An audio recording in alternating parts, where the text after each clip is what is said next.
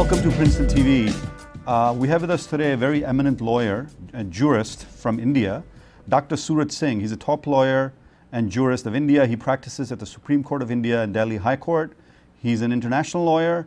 He was educated at Delhi, Oxford, and Harvard Law School with the current president, 44th President Barack Obama, where they were classmates. He has 3 master's degrees in law from Delhi, Oxford, and then a doctorate from Harvard in jurisprudence. He's arguably the highest educated lawyer of India. We welcome him to Princeton TV. Dr. Surat Singh, welcome. Thank you very much. So did you get a chance to see the State of the Union address yesterday? Yes, in fact, this morning in India, it was 7:30 in the morning here, and I tuned in and it was fantastic. Barack was really on his own. The way he started that 51 years ago, John Kennedy said that we need not to be rivals, but partners in the progress of the country. So he came out with that basic theme which we started in 2004, that it is not red states or blue states, it's United States of America. So the theme was quite good. Then he highlighted the areas on which he would like to see the progress.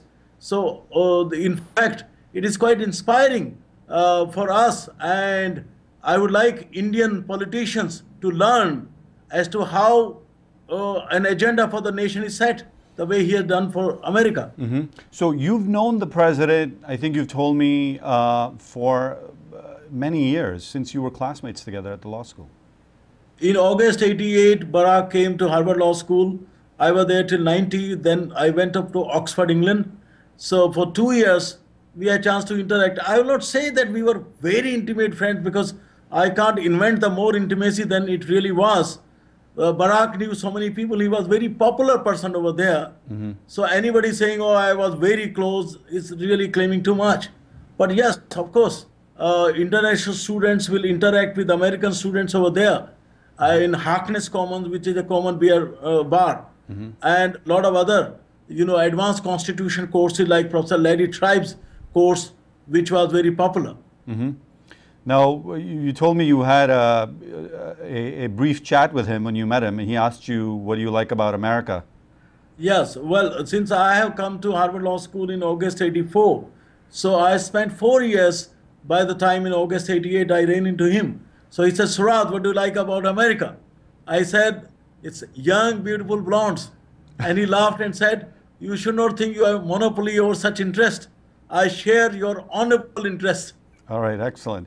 So he was quite a jurist even then, huh, while studying law. Well, he was quite outstanding even then. One thing which struck me was, and pardon me for saying so, most of American students are so much America-centric that they think that beyond 50 states, the world does not exist. By contrast, Barack was quite internationally conscious even at that time. And the kind of questions he would be asking in seminar were much more that how it will play out in the world rather than just in America. And why do you think that was? Well, because he has this background, very unique background of being born in Hawaii. Then he spent his childhood 6 years in Indonesia, and then he came back to Hawaii. Then from Hawaii he went to Columbia, New York, then Harvard Law School, then Chicago. So a lot of national and international background is over there. Right. So that is clearly one of the themes that I talk about in my book, Barack Obama in Hawaii and Indonesia. The point being that he's clearly America's first international or global president. Would you care to comment on that? And I will also call him, and Dr. Dinesh, I will also call him, he's the first internet president also, because he has utilized this network to the great advantage of American people, where if the Senate is divided or House of Representatives is divided on some issue, he has this courage and clarity to reach to American people directly, sending them emails, saying them, tell your representative what does this law mean to you and to your family. So he's the first internet president also. Now, this is how I think you were contacted originally when in 2007 he was running for the office. In October 2008, I received an email from Dean of Harvard Law School that do you realize that one of your classmates is running for President of the United States of America and he might as well make it. So what are you going to do to support him? So that was in October 2008, pretty late because November was the election. And, so the dean at the time was Martha Minow, or what? Who was the dean at the time? Martha Minow. Martha Minow, okay. Yes.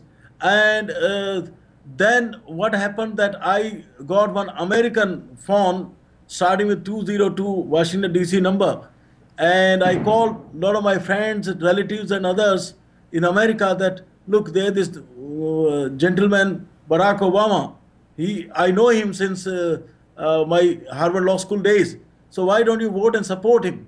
He is very ethical, he is courageous, he is bright, he would be good for America and good for the world. And I am glad that I got a very positive response from the people. Now, is it the case that you also took constitutional law with Professor Tribe at the same time as the president? No, I was his senior. Please don't forget, he might be president today, but I was doing my Doctor of Laws, which is like PhD, and he was doing JD, which is like LLB. Okay. So in a sense, I was senior to him. But at Harvard Law School, what happens that 1 year, 1L classes are together. After that, for second year and third year, American students can take any seminar anywhere, and so international students also. So interaction was much more outside the class in a lot of seminars, discussions and other things.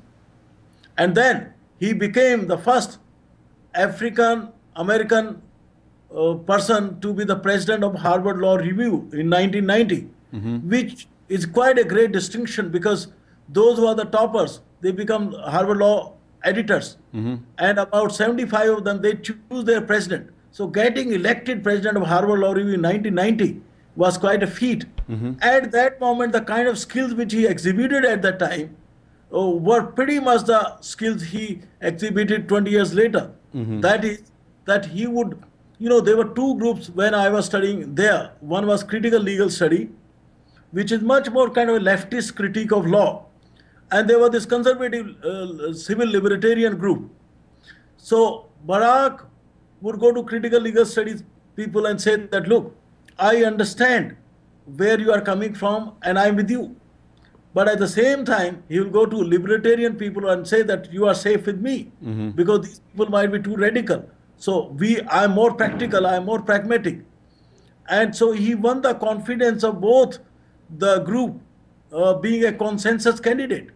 So his ability to persuade the people of very different orientation and coming out with a middle ground was very well tested. And the question he was asking when he came to Harvard Law School in '88, where do I belong? Harvard Law School provided an answer to that you belong at the very top. And that is the conviction which really motivated him in 2004. In 2004, he was the most junior senator to be contesting for the highest post in the world, that's President of the United States of America. In fact, even his daughter asked that shouldn't you be vice president first before you contest president? And he said, no, this is the time, my time has come. And he was right. So Dr. Singh, so you were at the inaugural in 2008 and 2012, is that right? That's correct. In 2008, because he was new to the world, so when he got elected on 4th November 2008, I was at American Center at New Delhi watching the advance results. And the moment it became clear that he was winning over Senator McCain, so I sent him an email congratulating him. And within 10 minutes, I received a reply. So some TV people, media people noticed that. And in 2008, I was on Indian TV all around telling what kind of person this would be. And I said he would be good for America, he would be good for India, and he would be good for even Pakistan. So I said, given his deep sense of fairness and justice, he would be fair both to India as well as to Pakistan. Though, of course, his primary loyalty would be to American citizens because they are the one who have elected him. But he would be good for America and he would be good for the world. After 4 years of his work, I am convinced what I said 4 years ago. I see. So But what's the connection with Pakistan that you're referring to?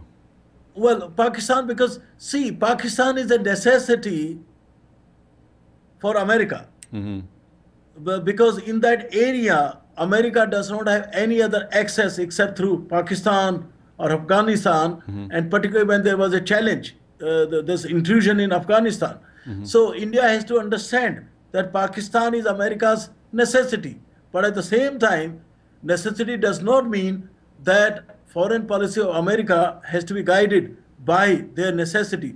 America is always known both being pragmatic as well as aspirational, as well as inspiring. America is also known for its moral leadership. In Obama, we got that moral leadership restored. And even today in State of Union, you could see that how he is invoking those values which really inspired this American experience in the first place 2 centuries ago. Now, but his approval numbers in Pakistan are quite low. I'm sure you're aware that. Well, because of simple reason that, a lot of things Pakistan, with great respect, have been doing which will not be approved internationally. Though it's understandable from their own point of view. But internationally, Pakistan has to come up to international standards. There, Obama, when he came to India in 2009, he said something very interesting, that it is in the best interest of India that Pakistan should progress, that Pakistan should go ahead in economic terms and others, because a progressing Pakistan would be much more in the best interest of India itself. And I agree. So we are neighbors, we have a lot of things in common. Instead of fighting with each other, we should find some areas of common interest and work around those. So tell me about, shifting gears a little bit, last month a special 3-member committee led by Supreme Court Chief Justice J.S. Verma completed a far-reaching report that urged the government to act on a broad range of measures, including charges to criminal penalties. In the case of this 23-year-old girl who was raped and then died, what is the... That's a very unfortunate thing. Yeah. And it reflects very poorly on our entire system, particularly on the status of women in India. And the whole country spontaneously was really revolting against that this system is not working. Now, Justice J.S. Verma committee has recommended certain things, and Government of India on 3rd February this year have come out with an ordinance. President of India has issued an ordinance accepting some of the recommendation of Justice Verma committee.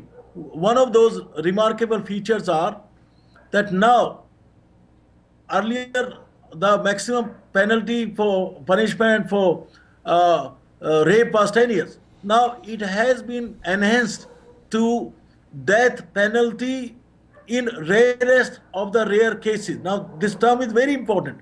It is not that every day Supreme Court of India will come out with death penalty, but if the case is rarest of the rare cases, in that case even capital punishment can be given for the rape charges. Now, in this case, of course, if the allegations which are made are correct, then I would think that this is the fit case where death penalty should be awarded to these culprits. Now, out of 6, 1 is juvenile, means less than 18 years. Now, there I am recommending that the juvenile law in India should be amended, because now the age of awareness through TV, through other networks, and even puberty age now have reduced. So earlier what would happen at the age of 18 is happening at the age of 16. So let the age of juvenile be confined to 16. And if that is the case, but then we can't do it with retrospective effect. So even if we change the law, it would be difficult to apply in this present case. Okay, so but tell me, what are the factors that are leading to this almost epidemic of sexual assault and rape on women in India? Well, there are a couple of things. One of those is, of course, there is a more awareness. It is not that things were not happening earlier. It is that now the media is more aware. Even citizens are more aware, youths are more aware. Then in this age of social media through Twitter, Facebook, if something happens, it's much more now exposed. Earlier, it wasn't the case. Even earlier, it was a government-controlled media, say for example, during emergency. So now there are so many channels competing with each other, 24 into 7. They are looking for interesting story. But clearly this is not media created though. I mean, this is... No, it is not. It is media not created, but it is media reflected. I see. See, there are so many things happening in India, but what you focus on depends on. So I'm not saying that it was not happening before, and I'm not at all suggesting that it is created by media. On the contrary, media here is playing a very constructive role by highlighting a problem which is quite deep in the psyche of Indian people. I see. So are you saying, but this seems to be an occurrence that happens repeatedly and has happened since this event, obviously, of the 23-year-old girl in Delhi, who was out basically at around 9:30 in a suburb of New Delhi for a movie and what you could say sort of a social outing with a friend, which turned into this horrific crime. Now, this has happened in other parts of North India as well since then. Well, see, the thing is, as you know, human nature over thousands of years have all kind of manifestation. I'm not at all condoning this. On the other hand, I condemn it with all the power at my command. But kindly put things in perspective. Now, in Newton, the Connecticut, New Jersey, 27 persons were killed. After that, 1,000 persons have killed in America. Now, that does not mean that the whole America is just on fire. I think you're talking about the Connecticut shooting in school, and then there have been almost 1,000 cases of gun violence. Even today, President Obama has acknowledged in State of Union the 1,000 cases after that. And see, the thing is, it takes time before things show results. But if we do not have gun control, let's say in America, more things will happen. So the right thing is to put system in place. Same thing in India. I'm not saying that having death penalty will eliminate all the chances of rape in future, but it will certainly act as a deterrent. And also we need to set up, do something about our police reform. Sensitivity on the part of police is very much required. So there are many things which needs to be done. But it's a sad commentary that at the moment, our system has not been able to live up to the challenge. We have started a fast track, which is for the first time, a fast track day-to-day hearing is taking place. And the trial has already started. Even now the accused have given his evidence. Now cross-examination is to be done day after tomorrow. So it would be the test of efficacy of entire Indian legal system.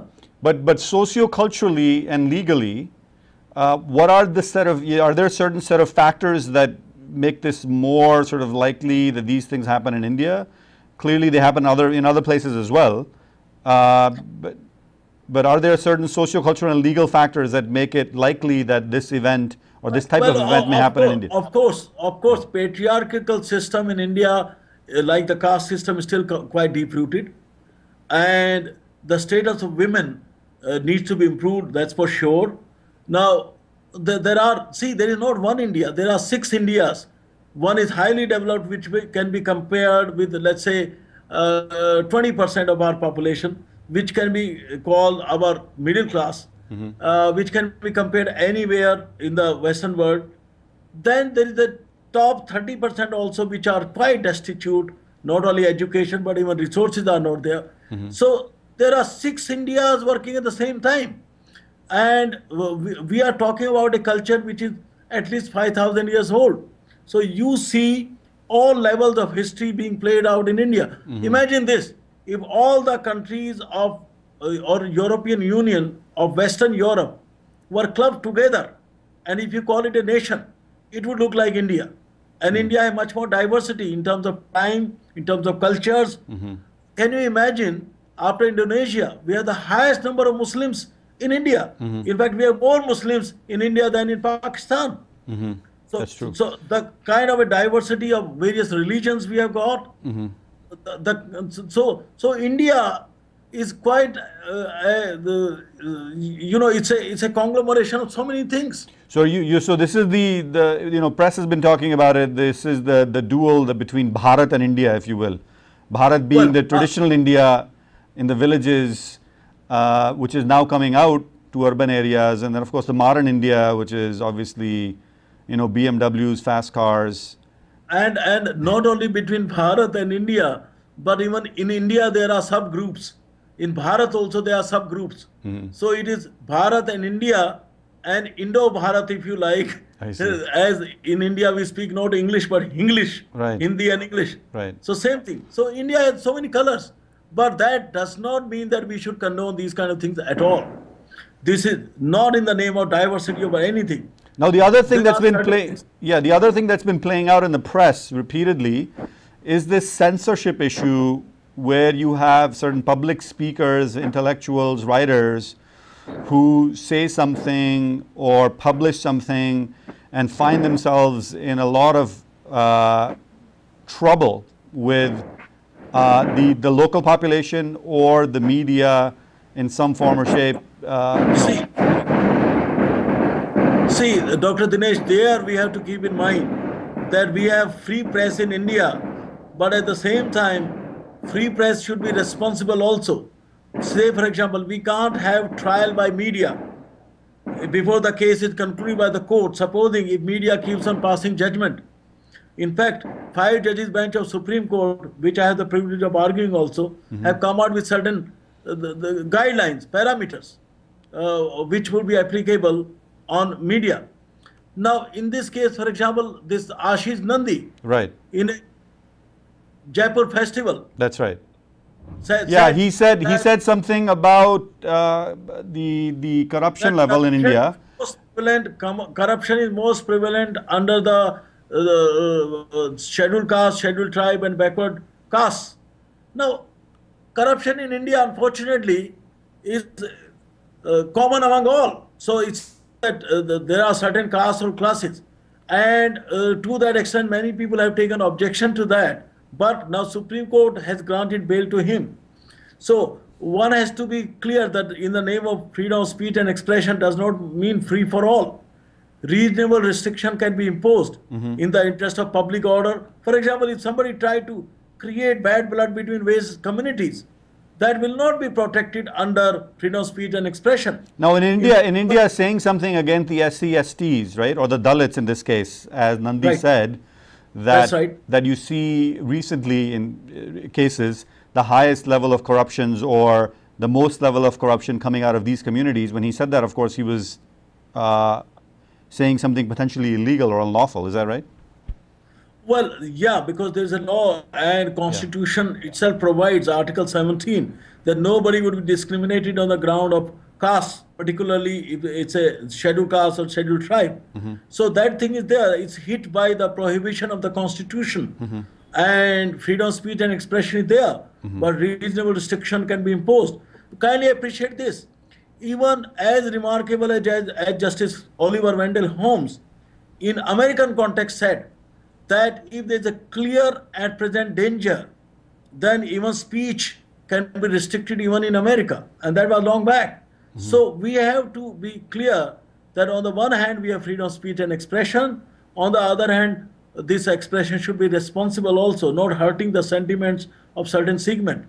Now, Nandi has really has been irresponsible in making that kind of statement. No, but actually, he wasn't saying. I thought he was saying that corruption is an equalizer. That you see it in the white collar classes, the upper classes, but that it's hidden. But that when it happens in the lower, caste, it's more overt. It's like saying that stupidity is an equalizer. Every Indian has got it. Now that kind of thing will not work. Yeah. Equalizer of what? So Nandi, though he's a dedicated person to social causes, so his personal credentials are not such that he's discriminating against anybody. But he has definitely been very unfortunate with his language and the choice of examples. Right. Well, it certainly upset a lot of people. But you're saying now it's kind of died down, the whole issue. That's right, because the Supreme Court has granted him the bail. And then under what law you would be really, of course, it's very offensive what he said, but even scheduled caste, scheduled tribe law does not provide that kind of a FIR and others. There is a procedure for that. So, in fact, those in the opposition have gone a little bit too far by asking for that he should be arrested and police report should be filed against him and all that. That was a little bit overreaction.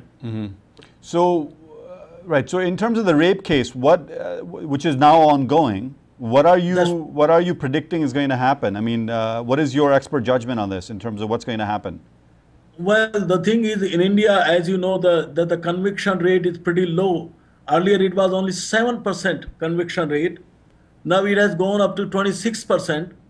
So, but in this case, because of the public awareness and because of the sensitivity, and because that for the first time a fast track court is really listening to this case on day-to-day basis. But we have to follow the procedure which we are doing. And as a result of that, these accused are represented by lawyer. We will follow the due process of law. And if after that, if these people are found to be guilty, they would be given the strictest possible punishment. I see.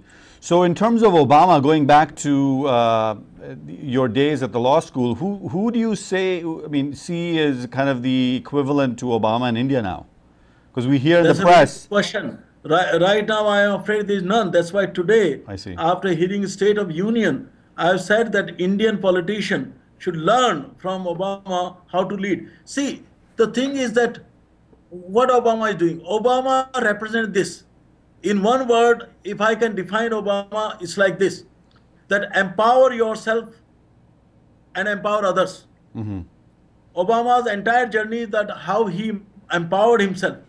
See, despite coming from that difficult background, he got the best possible, highest education, you know, at the Columbia and Harvard Law School. He empowered himself. Then he empowered the citizens of Chicago by starting registration for vote. And so his formula is learn a thing, learn, do and teach and multiply. He's a very quick learner. And then he's honest enough to admit his mistake. In first term, whatever he has done, what was good, he is preserving what did not work, he's changing those things. So when we hear Indian politicians looking for the Indian Obama, like Rahul Gandhi makes the claim every so often, or Mayawati or some of the other local politicians looking for a figure that's transformational in India, you don't see anybody out there right now. Well, I would like to hope that an Obama emerges in India out of 1.2 billion people. There can be many Obamas which can emerge given the right kind of system.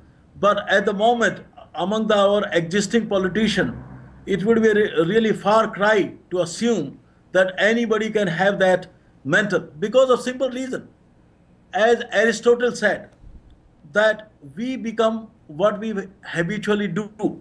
Thus, excellence is not an isolated act, but a habit. So if you see the track record of our politician, barring few honorable exceptions, who had the courage, who had the clarity, who had this ethical standard of Obama to tell what India really need to face. Obama is telling the truth to American people about tax cuts, about other things, about gun control. In India, our politicians are so much busy in pleasing people, and even things become just vote banks. So we need to face our reality. Obama used to say that 3 things are required in a president, or a leader for that matter. Number 1, a vision, where you are and where you want to go. So where our country is and where we want to go. So who is telling India where we are and where we want to go? Second thing, judgment, prioritizing in order of importance what should be done first and what afterwards. So relative prioritization. And third, character, that is execution. Seeing your ideas through execution till it's done.